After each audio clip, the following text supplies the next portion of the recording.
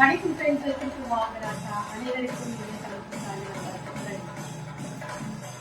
என்ன மேடம் இப்போ போயிட்டு ஆக்காங்க கற்றுட்டு இருக்கிறீங்க அப்படின்னு சொல்லிட்டு கேட்கவே கேட்காதீங்க. இது வந்து தமிழ் புத்தாண்டுக்காக நான் வந்து கொஞ்சமாக யோசிச்சுட்டு போட்டிருக்கிற ஒரு கோலங்கள் தான். ரொம்பவே பிடித்து போன ஒரு கோலங்கள்.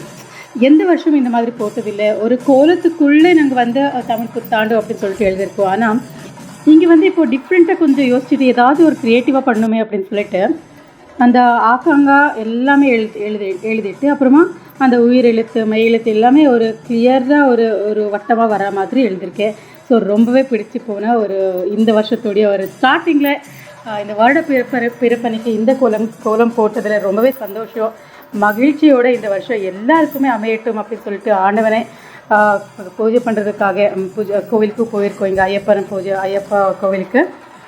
அதாவது இங்கே விஷு அப்படின்னு உங்களுக்கு தெரியும் இல்லைங்களா? கேரளாவில் வந்து ரொம்ப விசேஷமான பண்டிகை. அதே மாதிரி இதே நம்ம எப்படி தமிழ்நாட்டில் எப்படி தமிழ் புத்தாண்டு அப்படின்னு சொல்லிட்டு கொண்டாடப்படுகிறோம், அதே மாதிரி கேரளாவில் வந்து இதே நாள் இதே 14th ஏப்ரல் வந்து விஷு பண்டிகை அப்படின்னு சொல்லிட்டு, அதாவது புத்தாண்டு அப்படின்னு சொல்லிட்டு செலிப்ரேட் பண்ணுறாங்க. ஸோ நாங்கள் வந்து இங்கே பெங்களூரில் இருக்கிற ஒரு ஐயப்பா கோவில் தான் போகிறோம். இந்த ஐயப்பா கோவிலோட விசேஷம் என்ன அப்படின்னா, இந்த வருஷம் ஃபுல்லாக நம்ம வந்து தட்டுக்கு தான் காசு போடுவோம். எந்த கோவிலுக்கு போனாலும் நம்ம உண்டியில் காசு போடுவோம், இல்லைனாக்கா தட்டில் காசு போடுவோம் இல்லைங்களா, ஆரத்தி தட்டில்.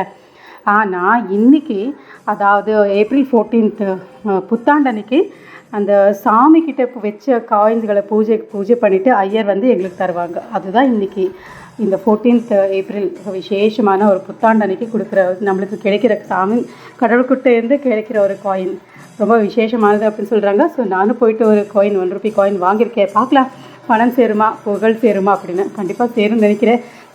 கடுமையாக உழைச்சாதான் மேடம் எல்லாமே கிடைக்கும் அப்படின்னு சொல்லிட்டு சொல்லாதீங்க. கண்டிப்பாக கடுமையாக உழைக்கிறதுக்கு நீங்கள் எல்லாருமே ரெடி.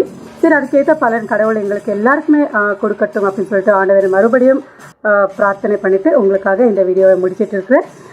சரி, மீண்டும் ஒரு நல்ல வீடியோவில் சந்திக்கலாம். அது வரைக்கும் உங்களிடமிருந்து விடை பெறுவது உங்கள் ராஜேஸ்வரி வாகராஜா சார்பில். மறக்காமல் லைக் பண்ணுங்கள், ஷேர் பண்ணுங்கள், கமெண்ட் பண்ணுங்கள் அண்ட் சப்ஸ்கிரைப் பண்ணி பாருங்கள். மீண்டும் சந்திக்கலாம். நன்றி, வணக்கம்.